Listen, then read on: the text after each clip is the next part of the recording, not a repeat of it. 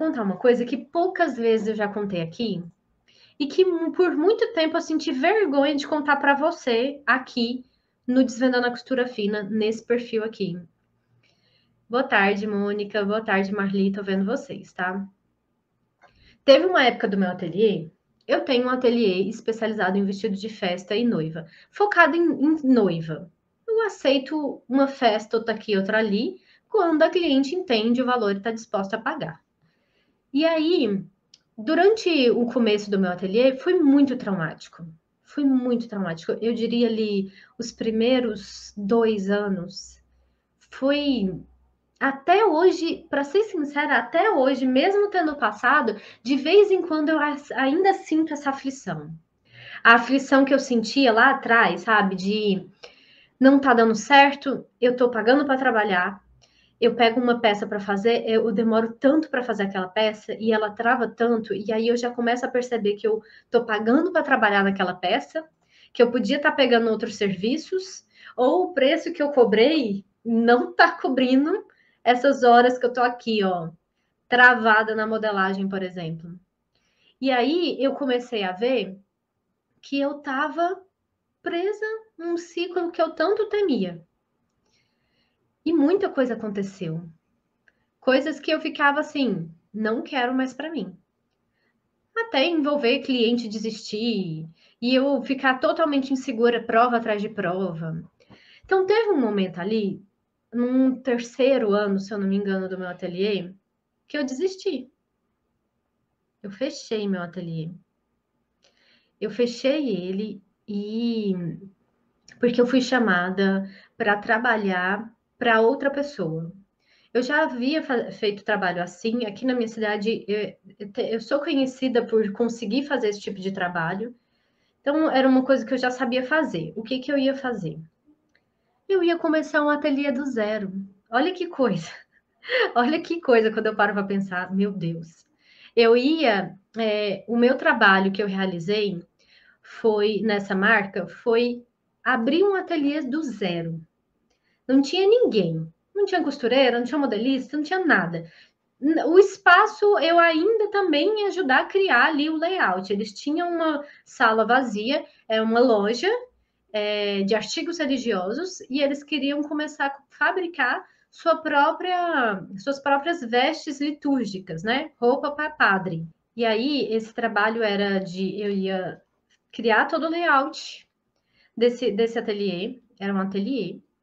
Eu ia contratar as pessoas, eu ia. Tudo! Era desde o início ao final. Atrás de fornecedor, eles não sabiam nada.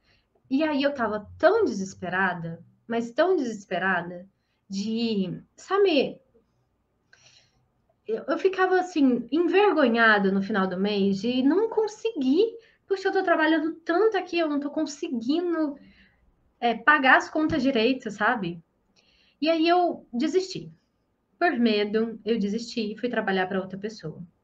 E lá, e vocês vão até rir. Eu fico rindo hoje em dia.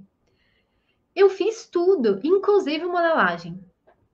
Porque todo o negócio era deixar ela, o contrato era deixar o ateliê funcionando, e aí quando ele estivesse funcionando, eu ia treinar a equipe para funcionar sem a minha presença.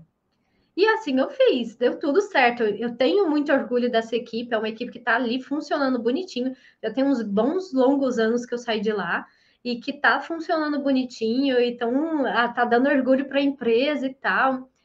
Mas quando eu cheguei lá, não tinha ninguém, não tinha costureiro, não tinha modelista. Eu tinha que fazer as coisas.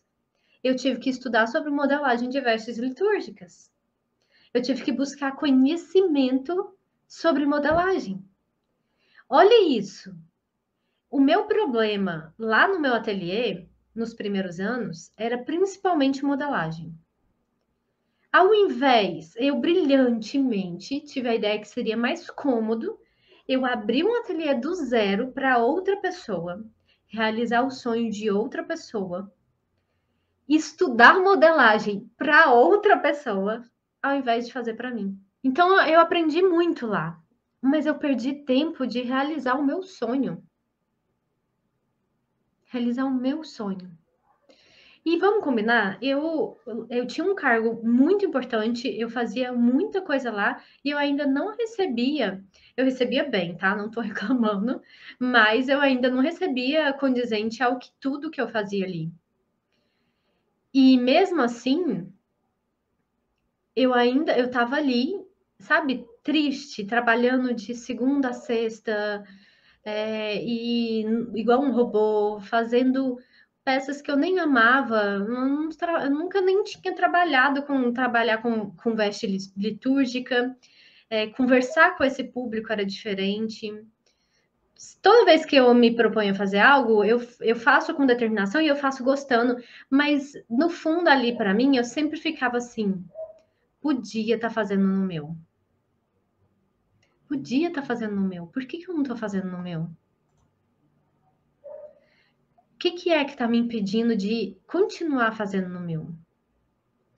Ai, Bruna, e eu sei que é muito difícil, e eu sei que principalmente é o medo que faz a gente ficar com o pé atrás, sabe? Às vezes você já até empreende, você já tem seu ateliê ali, mas de investir mais, sabe? De fazer acontecer. A gente fica com o pé atrás.